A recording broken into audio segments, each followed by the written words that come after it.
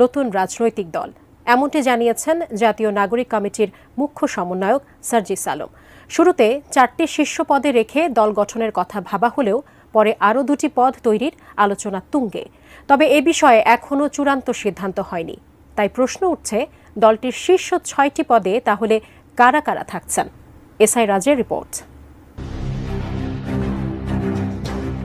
জুলাই আন্দোলনের স্পিরিটকে ধারণ করে জাতীয় নাগরিক কমিটি ও বৈষম্য বিরোধী ছাত্র আন্দোলনের উদ্যোগে নতুন রাজনৈতিক দল আত্মপ্রকাশ করবে 28 ফেব্রুয়ারি।